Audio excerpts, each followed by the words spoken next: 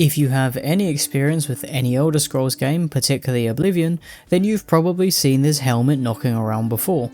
It belongs to Pelinal Whitestrake, the Divine Crusader, and with a drip like that, you're probably thinking he went on a field trip to Jerusalem with the boys.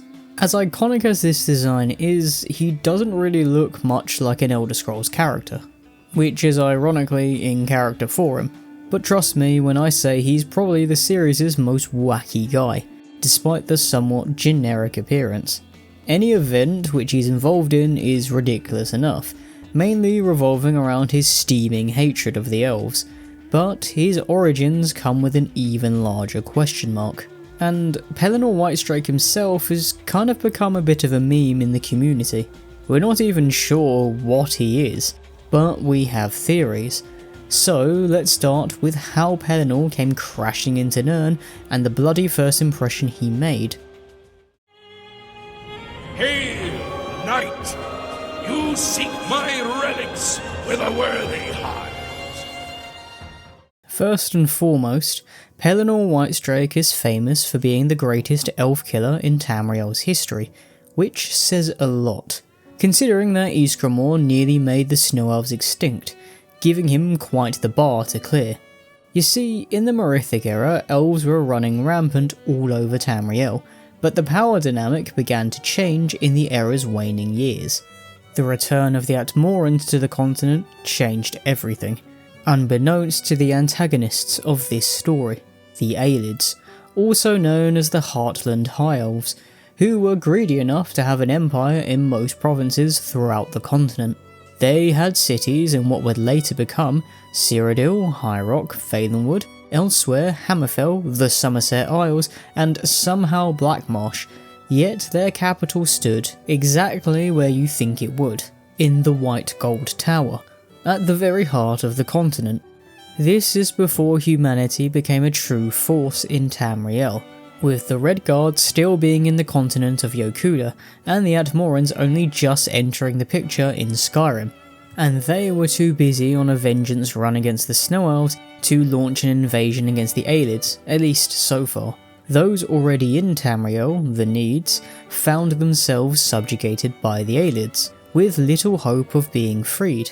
Their subjugation ran so deep that, for the most part, Needic culture emulated Ayleid culture, which included a healthy dose of Daedra worship, a little tidbit to keep in mind for later. After the Atmorans reduced the pointy-eared population in Skyrim, it gave one Needic woman an idea that changed everything. What if she prayed to the gods who championed humanity? And this woman's name was Alessia. Alessia prayed to the Aedra for liberation from the Ayleids and their Daedric armies, and at Sancretor, or at a shrine beneath the White Gold Tower, sources vary, she was granted visions by Akatosh, and thus a road to freedom.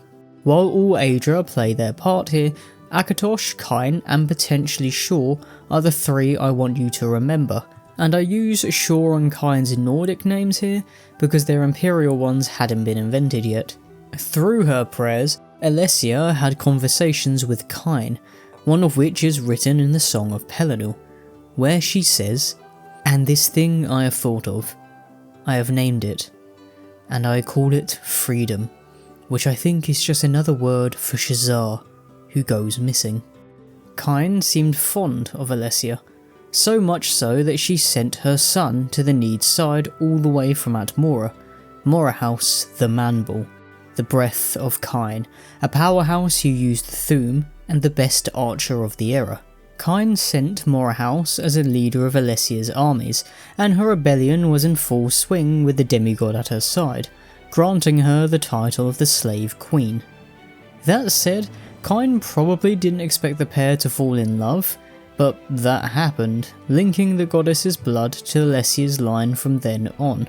Still, Morihaus did not arrive alone, for there was one more to join the party. Pelinal Whitestrake, the Divine Crusader, and his introduction was pretty hardcore.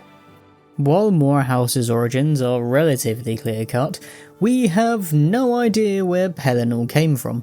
It has been proposed that he was one of the 500 companions from Atmora, although reports are conflicting and likely not true.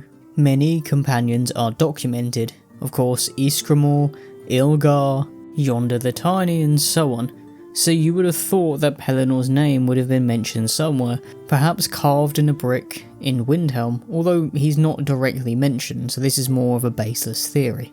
Others suggest that he was a wanderer, a warrior king conquering all of Tamriel bit by bit, but since he abandons his kingdoms as he travels, this was never done under a single banner.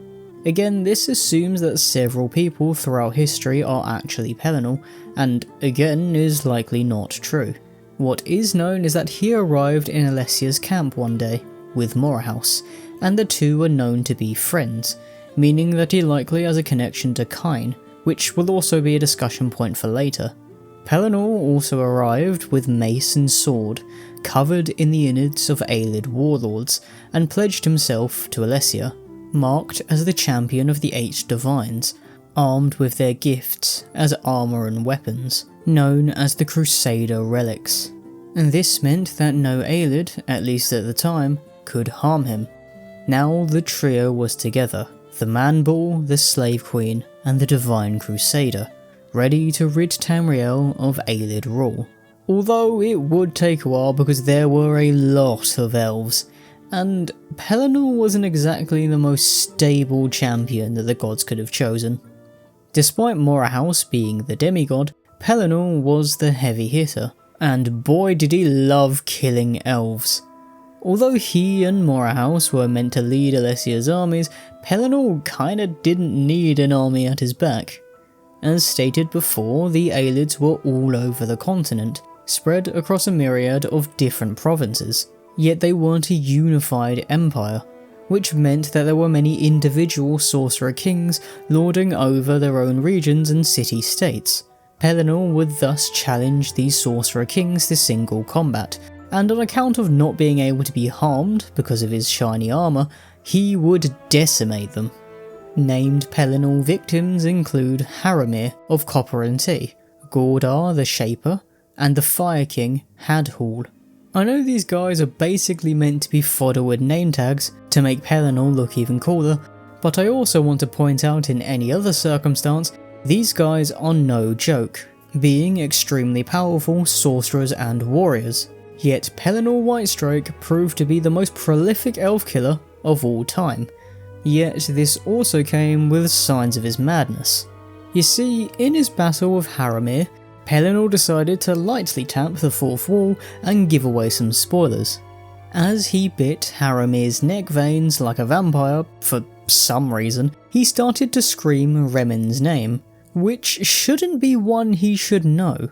We are, of course, assuming that the Remen in question is Remen Cyrodiil, who turned up far later during the first Akaviri invasion to found the Second Cyrodiilic Empire, after the empire that Alessia is yet to found as of this point.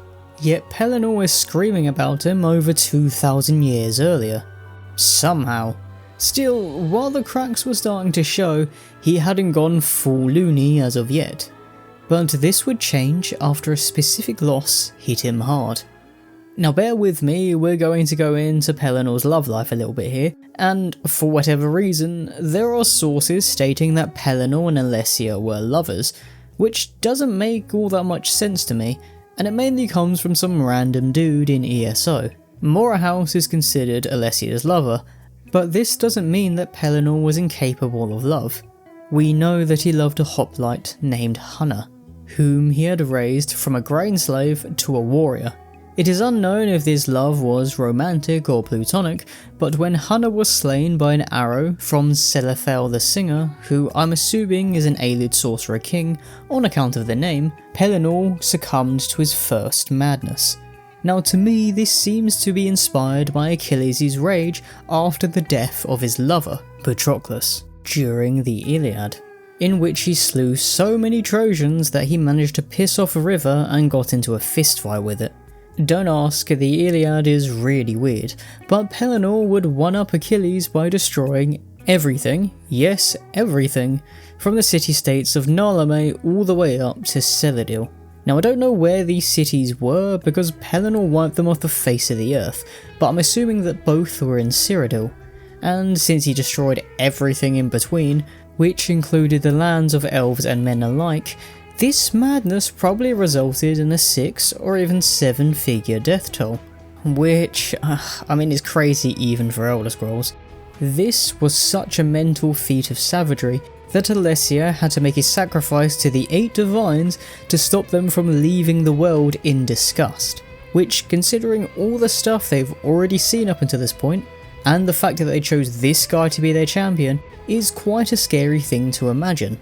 It's also similar to the end of the Iliad, where the sacking of Troy leads to many of the gods being disgusted with humanity, except it was done to 2 city-states and by one guy, not a whole host of Greek heroes and an army. Just imagine that. Well, the thing was, the Ayleids didn't have to imagine it. They watched as 2 of their city-states and everything in between the pair were wiped from existence because some dude in a great helm threw a hissy fit. In response, they decided to call upon one of their Daedric princes they love so much, Meridia, and in response she presented them with an army of Aurorans. Knowing her, she probably screamed about her beacon too. A new hand touches the... Shut your f***ing mouth! No problem, John. Shut the f*** up, you cunt! Shut it! Anyway, this army wouldn't do the Ayleids many favours if they couldn't put them behind a champion capable of challenging Pelinal, and thus they found the meanest dude they could, Umaril the Unfeathered.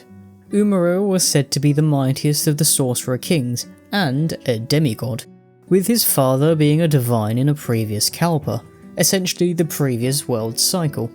Umaril got to work immediately and decided his best strategy was to ragebait Pelinal, who was incredibly volatile at this point, challenging him to a battle, something the crusader wasn't used to being on the opposite end of.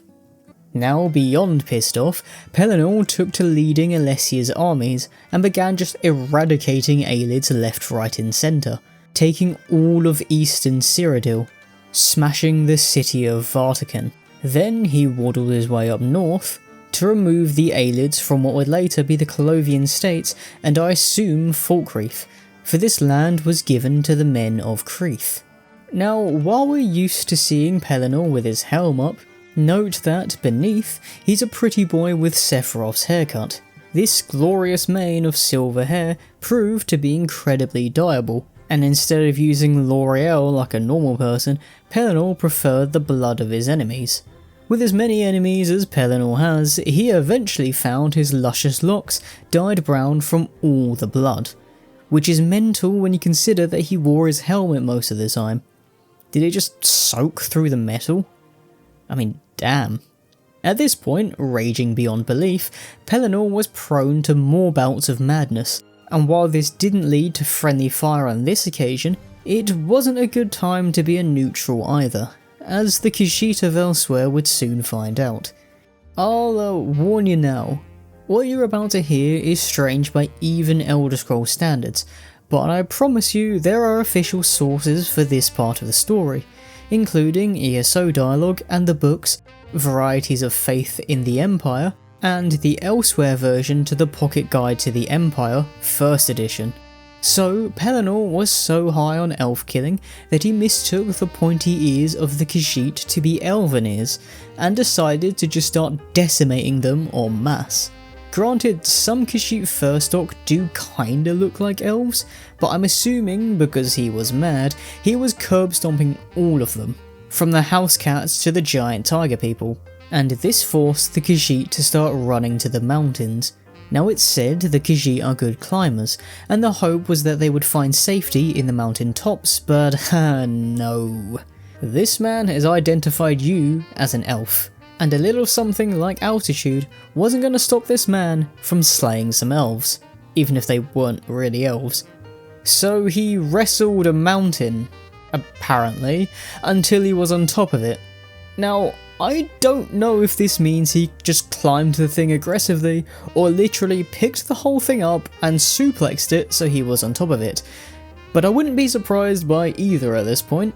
After seeing a dude in full plate armour wrestle a mountain, whatever that means, I'll leave that up for interpretation, the Khajiit decided to call upon some divine aid, and Alkosh, the Khajiit version of Akatosh, who is simultaneously a cat and a dragon, I think, came to straighten things out.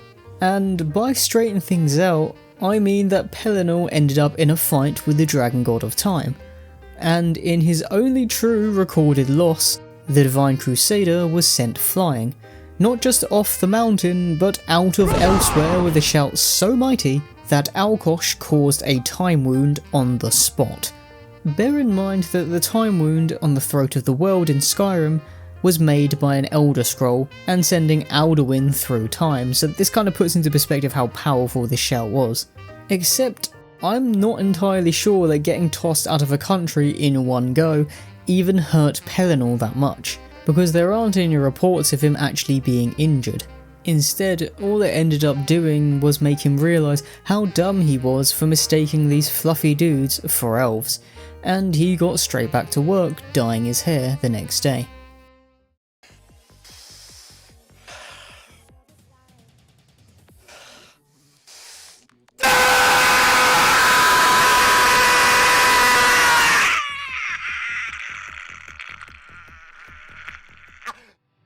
We need to take a quick pause from Pelinal for some added context. You see, at this point, it was tough to bet against Alessia and her crew, so allies began to flock to her from all over. Of course, the bulk of her forces came from the freed Nedic tribes from all over Cyrodiil, but the now Nords of Skyrim decided to invest in the cancellation of elves and added to Alessia's army. Some Ayleids could tell where the wind was blowing, and rebelled against their own people to fight for Alessia's cause, hoping to be in a favourable spot when all the fighting ended. The problem was that a lot of these factions didn't get along, and trying to get them to coordinate was not easy. While they ran rampant around Cyrodiil, assaulting the White Gold Tower with Umaril's Aurorans guarding the place proved to be a tricky proposition. Many of Alessia's allies warned her against going headfirst into an assault against the White Gold Tower. But at this point, Pelinal's sanity was hanging by a thread, and he essentially called them all yellow-bellied cowards. After getting into a fight with Alkosh following his most outrageous bout of madness to date, he was frothing at the mouth, and even Morihaus couldn't get him to chill out. Instead, just like Thanos, he decided to do it himself, and launch a one-man invasion of the White Gold Tower. Apparently, the Aurorans from Meridia didn't do a lot to slow Pelinal down. He turned most of them into strawberry jam, then rolled up in the throne room of the White Gold Tower to call Umaril out. As powerful as the demigod was, he knew that facing Pelinal in this state was a recipe for disaster, but he was also a man with a plan. He had a bunch of soldiers empowered with valiance, essentially Ayleid magic, and his divinity meant that these soldiers could actually wound Pelinal. After these soldiers had fallen, actually managing to exhaust and hurt Pelinal, Umaril came in for a dance, and it was a deadly tango. Even wounded and exhausted, Pelinal was Umaril's better, and the supposed Godbane got dunked on, but this unfeathered demigod had dealt Pelinal a mortal wound. Despite the injury, Whitestrake was not exactly sane at this point. Despite all of his injuries, Whitestrake thought that rage-baiting the remaining Sorcerer Kings was a good idea, insulting their lineage and probably saying something really racist. This was apparently bad enough to send these Sorcerer Kings into their own mad frenzy, and they cut Pelinal up into 8 pieces as a mockery of the 8 divines, leaving his head for Alessia to find. But the Slave Queen would not be the one to discover the death of her greatest warrior. The next morning, realising that Pelinal had gone alone, Morihaus gathered Alessia's legions and led them to the White Gold Tower, shaking the entire thing by ramming it with his horns. Since Pelinal had done most of the hard work, it didn't take Morihaus long to clear the place out, and he found his friend's head on the throne.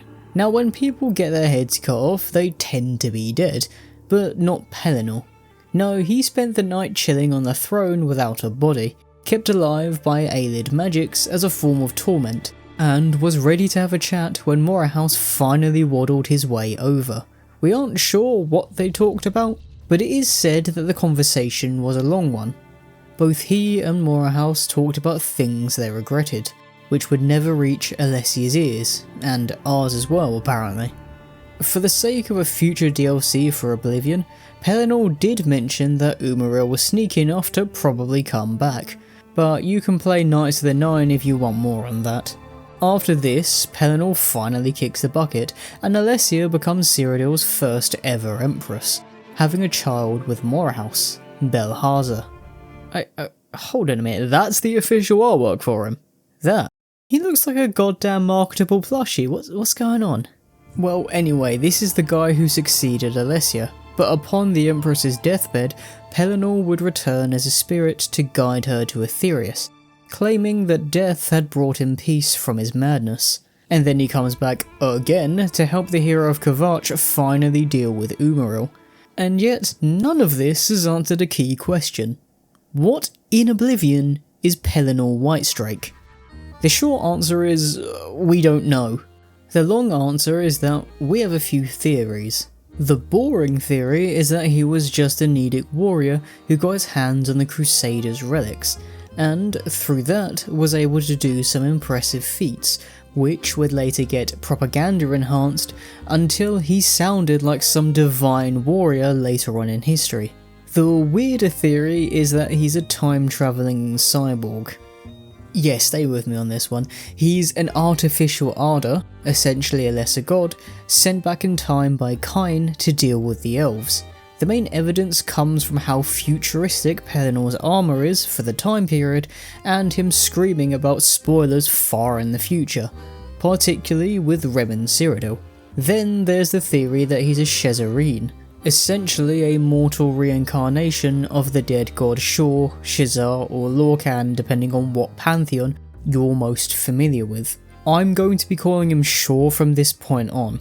Now, this is the theory that Remen Cyrodiil believed, as the later Emperor refers to the Divine Crusader as a Shezzarine in the Song of Pelinal, and it's the one I'm more inclined to believe as well, although he really could be anything.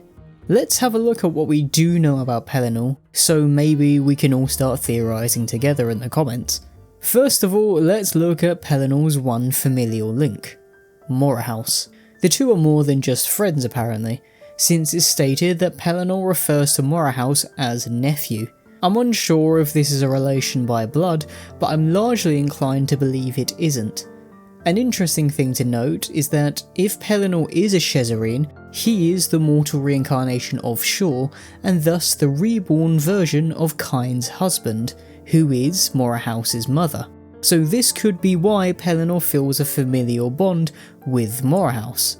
We don't know who Morihaus' father is, and he's probably someone who's largely unimportant, but this familial bonding is worth mentioning because it's a two-way street. Another point is that Pelinal is described as having no heart, only a red diamond that sang like a mindless dragon. Shor is known to have had his heart torn out by Akatosh, and I have seen some theories suggesting that Pelinal is actually Shor's corpse, given the lack of a heart and the whole mindless dragon thing. This could be in reference to Akatosh's actions, and that Pelinal's madness is from this. Shor and Akatosh are twins, two sides of the same coin, and it is said that ripping his brother's heart out is what led Akatosh to go mad, splitting into several aspects, and that madness could be where Pelinal gets it from. Weirdly, Whitestrake himself didn't like these comparisons, getting mad when the Nords from Skyrim saw him for the first time and called him Shor. He hated god talk in general, except when it came from Alessia, and yet he talked about his twin nature with Akka, meaning Akatosh, and seemed to talk to him during his madness. He even said, "Umaril dares call us out, for that is how we made him," in one of his dialogues to Akatosh, implying that he probably might be Shor, but hates god talk because he was slain by most of the other Aedra, and currently isn't whole without his heart, which might be why he doesn't want to be called Shor because he kind of isn't. Being called Shor by the Nords pissed him off so much that he slaughtered the Ayleids holding Helndon Bridge, and this was apparently brutal enough that it got called Pelinal's Mid-Year Massacre and later errors, like it's some twisted holiday. Through his twin nature with Akatosh, he might have even been able to see into the future, explaining the whole Remen thing, but I do want to point out that this is all theoretical. I'm kinda just spitballing here, but because of how odd Pelinal is, there are a lot of things that I can't make sense of. So Pelinal is often associated with the fox, which makes sense, since this is Shor's animal aspect, but he's also associated with the wolf in places, which is Mara's animal aspect. I'm not really sure what Mara has to do with any of this, since I'm pretty confident that Pelinal never got married. Then there are other titles, like the Khajiit calling Whitestrake the White Snake. The snake is Orcay in the Nordic pantheon, and is an enemy of man, which doesn't really add up. The name Pelinal is also thought to be a corruption of Pelinal, which means star-made night, and the stars were made by a bunch of fleeing gods, who followed Magnus into leaving the world just before it was fully made. Now Magnus, as he burst into Aetherius, made the sun, which Auriel is the god of, so perhaps Pelinal is the god of stars, and this is why there's an association with Akatosh. I kind of feel like I'm pulling things out my arse at this point, because Pelinal is such a strange figure. To basically round this section off, the information we're given states that Pelinal is at least an Arda, a somewhat divine being, considers Morihaus's nephew, obviously hates elves, doesn't have a heart, has the rage of a mindless dragon, has a twin association with Akatosh, has associations with many animal aspects, has something to do with the stars, and has information from the future. It's kinda tough to work all of this out, and it's even harder to figure out if any of it is true because it's Elder Scrolls. For the more mythical figures like Pelinal, there are often several sources with opposing reports, because it's accurate to how real history is recorded. Sometimes these sources are even victims of retcons. Still, maybe you guys can tell me about your Pelinal theories, whether that be a time-travelling cyborg, full Arnie style, or Shor's reincarnation / dead body. Because it's possible that half the stuff I've mentioned is just propaganda. So go hog wild, I guess. Once again, thank you for watching. Pelinal got mentioned a lot last week with my Thalmor video, I'll check that out here, so I figured I'd give him his time to shine. Let me know if I've missed anything, because there's a lot to do with Pelinal and all of it is sheer insanity. He's just mental, and that's kinda the point of him. He's a champion of the divines, yet he's also a power they cannot control. Yes, Alessia was able to calm him down after bouts of madness, but it's not like anyone could stop him when he was cleaning out whole cities or kicking cats. Well, except for Akatosh himself. And don't forget that an avatar of Akatosh binned Mehrunes Dagon. If most of the stuff that is said about Pelinal is true, he is one of the most powerful figures in all of Elder Scrolls, and his madness potentially makes him the most dangerous as well. I personally find the entire part about Pelinal's regrets the most interesting, and how he was aware of his own madness, but at the same time a prisoner of it, describing it as when the dream no longer needs its dreamer. I do wonder what regrets he and Morihaus talked about, and if this led to Morihaus having a child with Alessia to not have those regrets, especially because Pelinal lost a potential lover with Hunna. We don't know where Morihaus is now, or if he's even still alive, so I guess we'll never get any answers. I hope I've given you at least some of the answers you're looking for, however, and please do the like, comment and subscribe stuff. Maybe you'll tune in next week for another lore dive. And so the pack was born again as the Wolves of Jorrvaskr, to rule in life and serve in death as the moonlight's bound hunter. And so the pack was born again as the Wolves of Jorrvaskr, to rule in life and serving death as the moonlight starts.